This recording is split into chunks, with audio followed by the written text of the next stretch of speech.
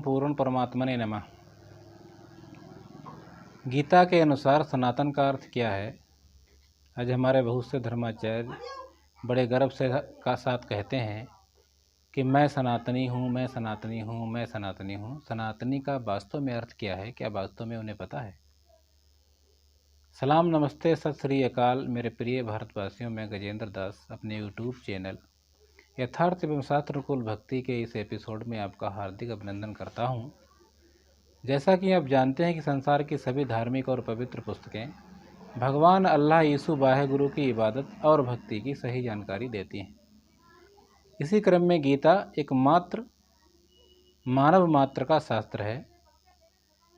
इस शास्त्र में सभी विवादों का और समस्याओं का समाधान है। सही जानकारी के अभाव में ही सभी धार्मिक विवाद होते हैं।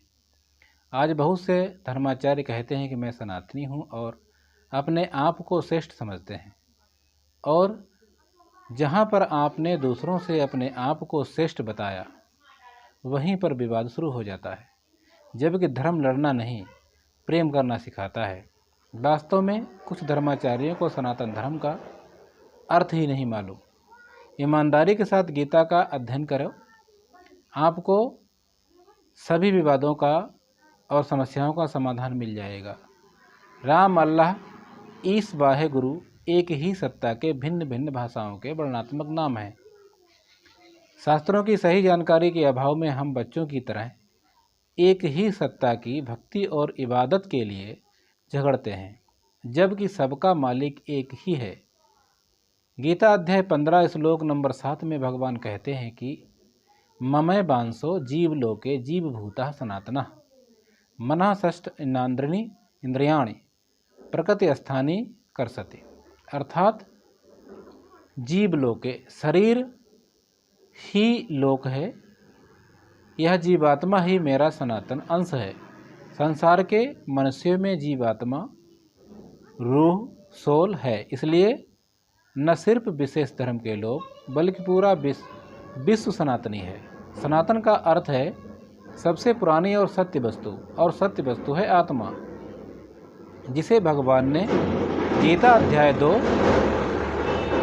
श्लोक नंबर 24 में कहा है, यह आत्मा अछेद है, इसे छेदा नहीं जा सकता। यह अदाह है, इसे जलाया नहीं जा सकता। यह अक्लेद है, इसे गीला नहीं किया जा सकता। यह आत्मा निसंदेह असोसय सर्वव्यापक अचल स्थिर रहने वाला सनातन है।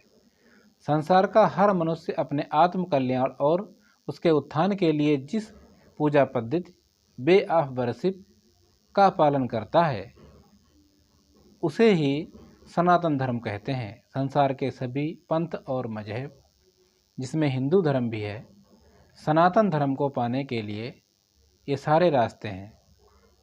कोई ऊंचा और नीचा नहीं है, सभी समान हैं। सभी मनुष्यों की संरचना एक जैसी है। वास्तव में धर्माचार्य वही होता है जो सभी को समान भाव से देखे।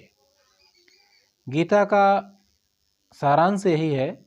भगवान हमें अर्जुन के माध्यम से बताना चाहते हैं, पूरे संसार को बताना चाहते हैं कि गीता में एक परमात्मा की पूजा करने की सलाह है और देवताओं की पूजा करने के लिए मना किया गया है।